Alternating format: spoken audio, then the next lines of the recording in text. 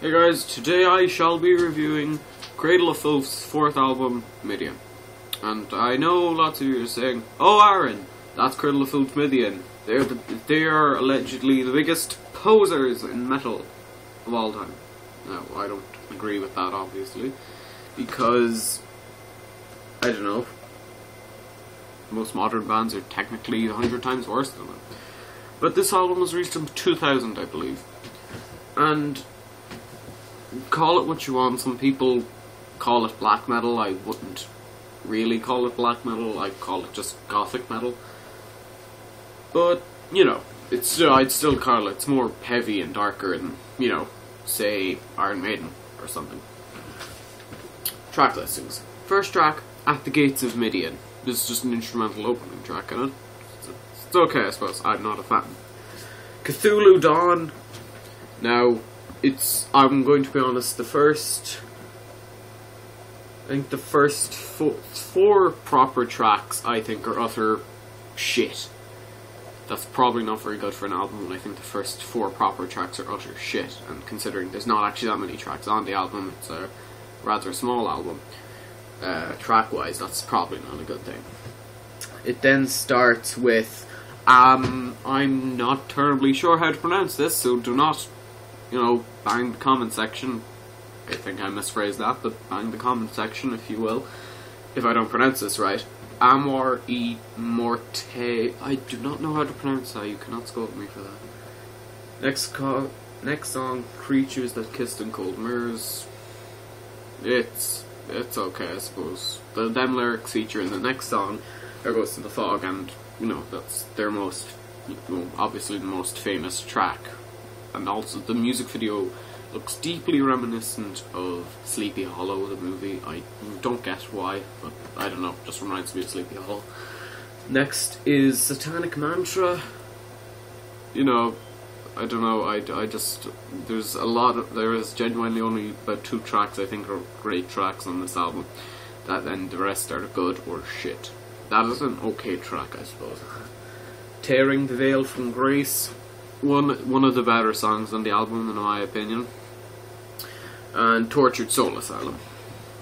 So, there are, to the best of my knowledge, I think 12 tracks on the album. Not counting any reissues that might have, extra tracks or hidden tracks that I'm not aware of on the CD. As the sound goes, it's definitely not the best Cradle of Filth album. No, it's not. It's not as good as From Dusk and Her Embrace, But having said that, it's not as bad as some of their later, their newer stuff. But the one that came out last year was actually pretty good. I'd actually recommend that over this. The sound is, I don't know. The sound is probably Dimmu Borgir, I think. If you like Dimmu Borgir, you're going to like them. They're both kind of not exactly black metal, kind of edging towards black metal, kind of more gothic. And coincidentally, both tend to be divided between people loving them in metal and people hating them. Some people say, no, they're not gothic or black metal at all, they're just posers. Some people say, yes, they are black gothic metal, and they're really good. I am a fan of Cradle of Filth.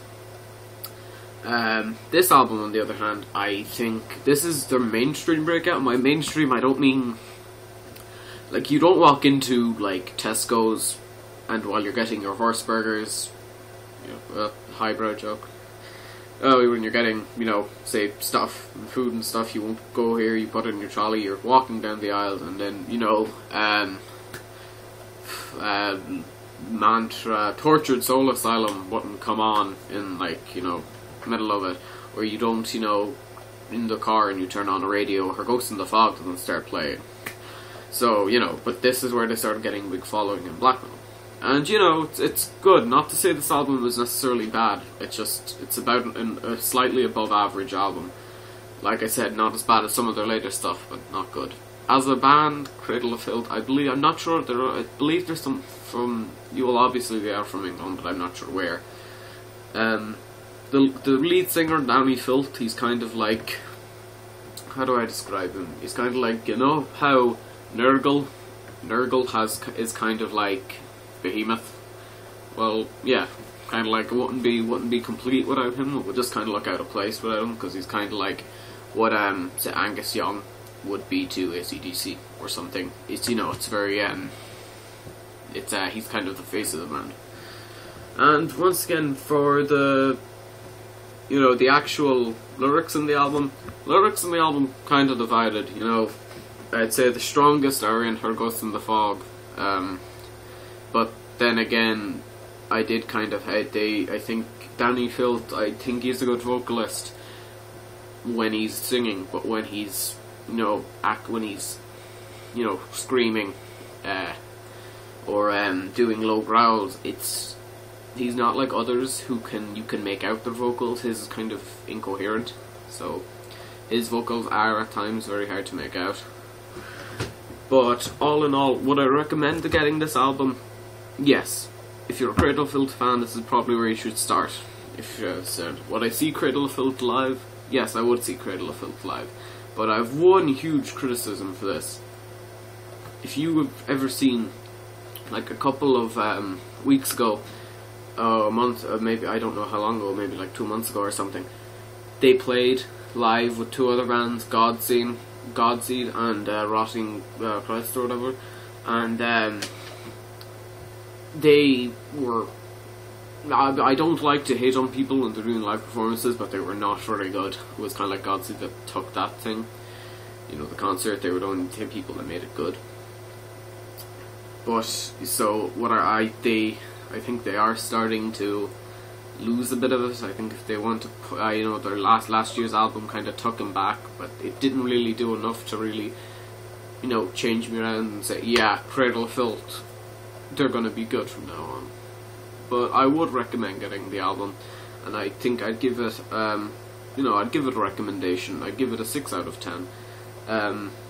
And, you know, if you're starting on Cradle of Filth, this is probably the most famous album, and this is probably the album you have the most fun with. So thanks for watching, and be sure to subscribe.